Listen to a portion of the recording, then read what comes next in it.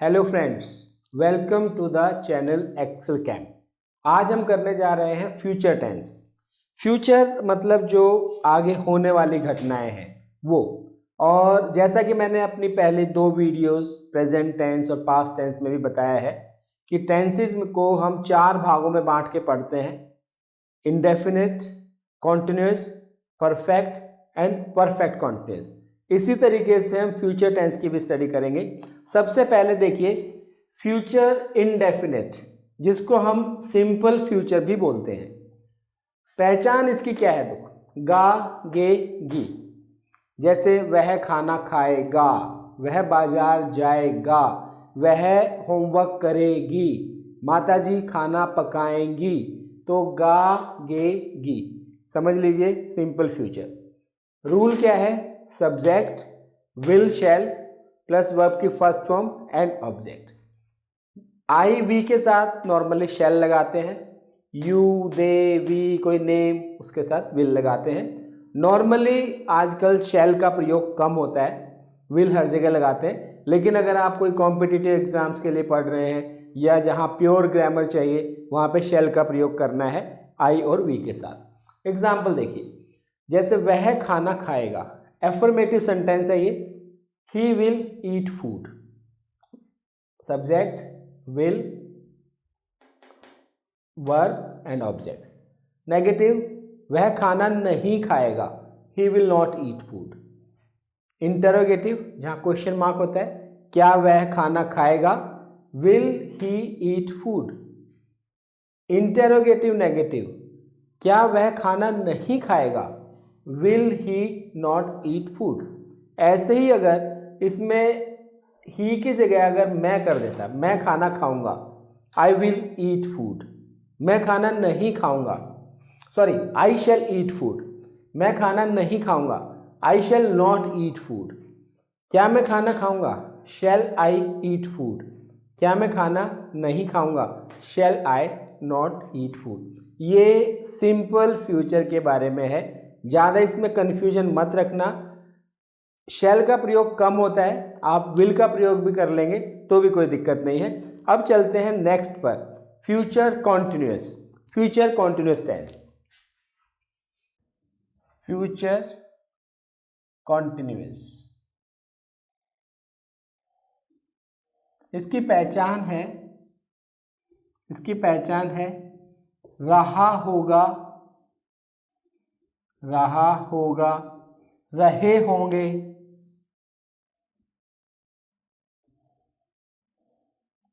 रही होगी। जैसे वह खाना खा रही होगी, वह होमवर्क कर रहा होगा। इसका रूल है सब्जेक्ट प्लस विल बी और शैल बी, वर्ब की first form I N G plus object.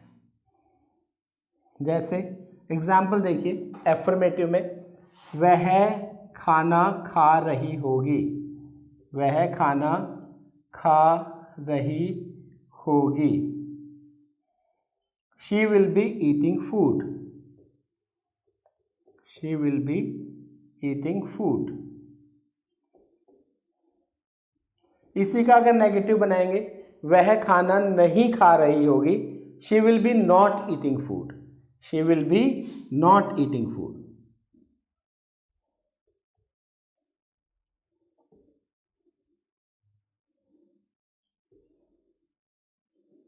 क्या वह खाना खा रही होगी, will be she eating food.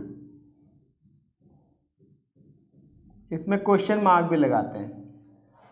और इसको हम ऐसे भी कर सकते हैं कि केवल विल को बाहर रख लें, बी को बाद में भी लिख सकते हैं, ऐसा भी बना सकते हैं, will she be eating food.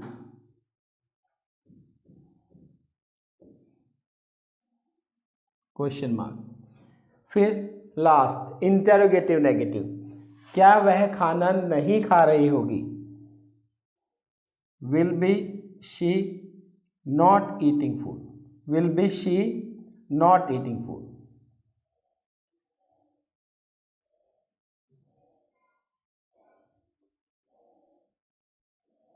इसको ये ऐसे भी बना सकते हैं, will she be not eating food, will she be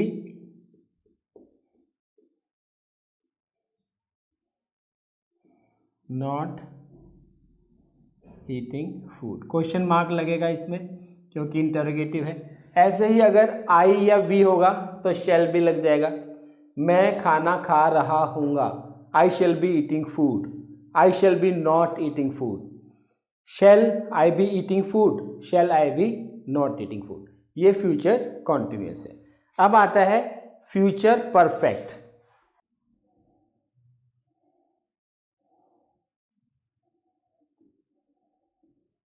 इसकी पहचान होती है चुका होगा, चुके होंगे, चुकी होगी।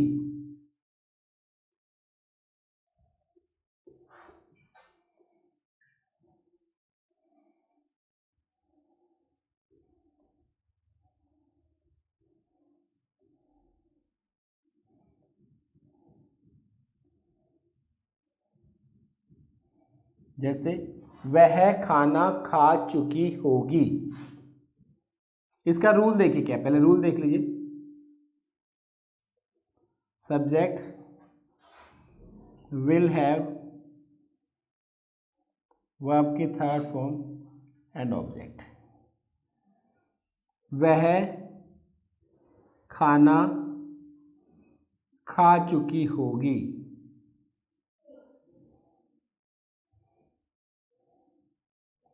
She will have eaten the food, she will have eaten the food। इसी का अगर नेगेटिव बनाएंगे, वह खाना नहीं खा चुकी होगी, she will have not eaten the food।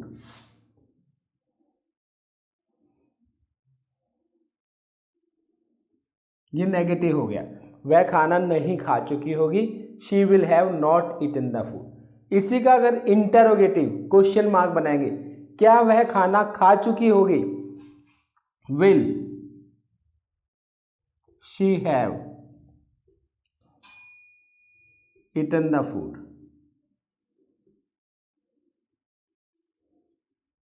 Question mark लगाते हैं इसमें इंटरोगेटिव में। लास्ट इंटरोगेटिव नेगेटिव, क्या वह खाना नहीं खा चुकी होगी, विल शी हैव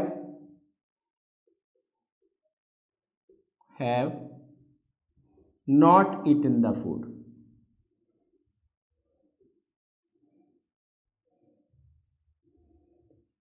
ये आपका रूल हो गया फ्यूचर परफेक्ट का। इसमें ध्यान रखना है, चुका होगा, चुके होंगे, चुकी होगी, सब्जेक्ट विल हैव, वर्ब की थर्ड फॉर्म एंड ऑब्जेक्ट। अब लास्ट फ्यूचर परफेक्ट कॉन्टिन्यूअस। इसकी पहचान होती है रहा होगा, रहे होंगे, रहा होगा, रहे होंगे, रही होगी। रूल है इसका, subject will have been, verb की फर्स्ट फॉर्म आईएनजी, सिंस या for, time and object.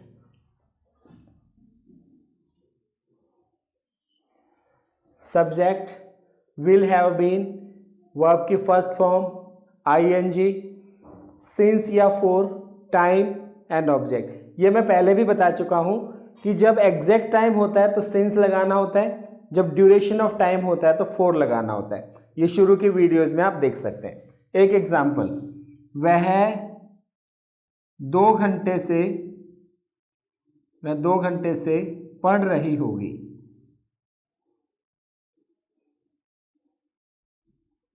She will have been she will have been studying. She will have been studying for 2 hours. She will have been studying for 2 hours. वह 2 घंटे से नहीं पढ़ रही होगी. She will have been not studying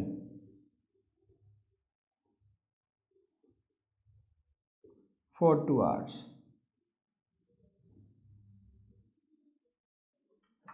क्या वह 2 घंटे से पढ़ रही होगी? Will she have been studying for 2 hours?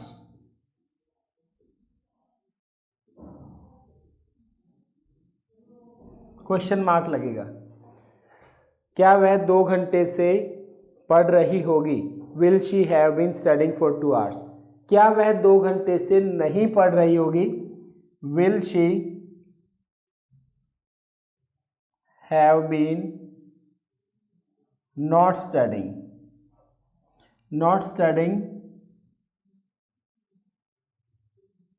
for 2 hours?